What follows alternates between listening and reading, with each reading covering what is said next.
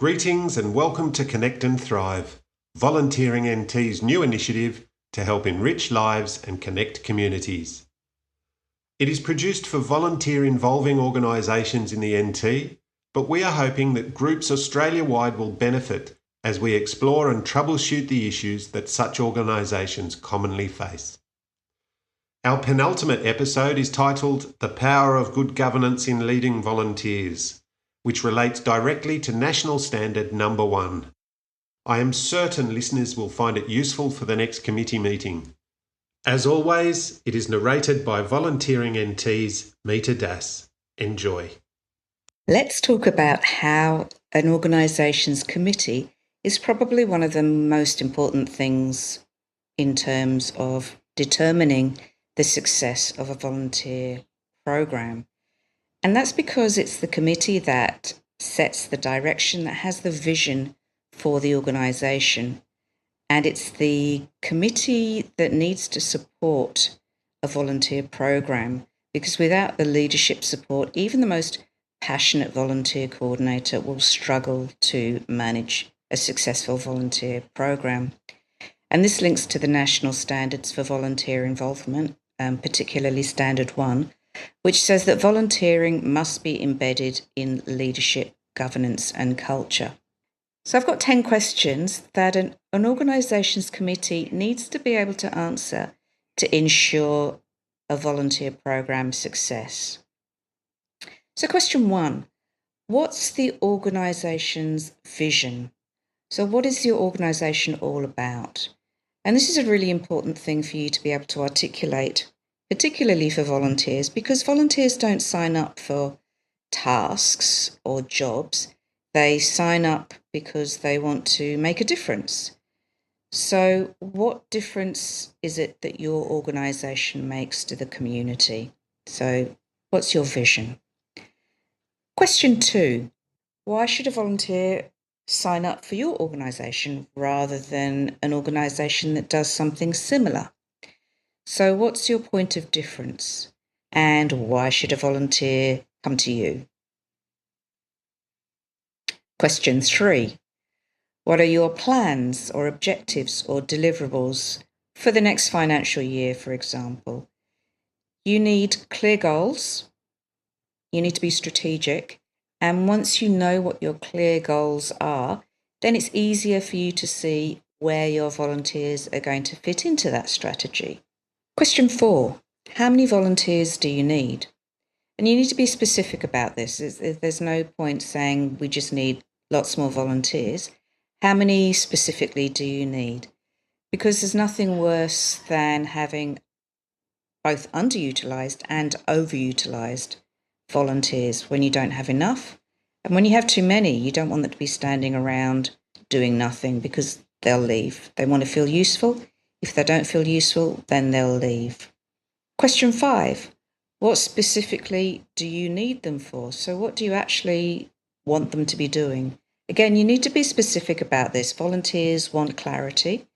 So have volunteer role descriptions, pretty much like a job description. So what are the tasks that you want them to do?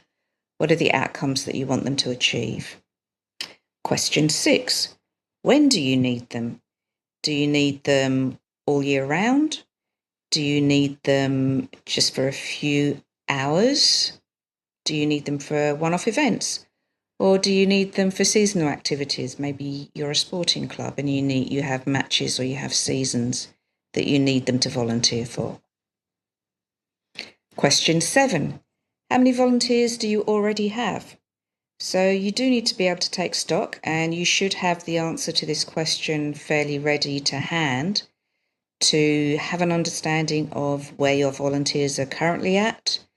And that way you'll know whether you need to recruit at all, whether you need to recruit broadly, or whether there are specific roles that you need them for. Question 8, do you keep the volunteers that you do have? And if not, why do they leave? And this may be a little bit of an uncomfortable question to answer, but you do need to be honest with yourselves. If volunteers are leaving, why are they leaving? Is there something that you can do to make them stay? So be honest and find out. And if you don't know the answer to this question, then you need to be doing something, maybe like exit interviews or surveys to find out what's going on with your volunteers. Question 9. What benefits do volunteers get? Obviously, they're not going to be getting money, but they should be getting something in return for their efforts and their energy. So whether that's making new friends, feeling part of the community, maybe a referee, maybe the knowledge that they are making a difference. So this may be obvious to you, but it may not. You need to be able to articulate it to volunteers. And finally, the big reality check. What are the consequences if you don't prioritise your volunteers? So what will happen to your organisation and to the community that you're serving if you don't prioritise volunteers? So if your volunteers for some reason suddenly all left, what would happen? And this will help you get into the right headspace to prioritise your volunteer program. So if you don't know the answers to these questions just now, that's okay. It's probably time for your committee to get together and brainstorm the answers. Because until you know the answers to these 10 questions, your volunteer program is going to struggle. So when leadership shows the way, your volunteers will stay and your organisation will succeed. Thanks, Mita. I love the practicality of this episode. The 10 questions to ensure success give a very strong map for organisations to follow, and it's such a great starting point for committee discussions. I found question 10, what are the consequences of not prioritising volunteers, very thought-provoking, as it really strikes at the heart of why we are here. If you're looking for more information about governance, be sure to check out Volunteering Queensland's excellent resource, My Governance Journey, which provides a host of resources and information no matter where you are on the road to good governance.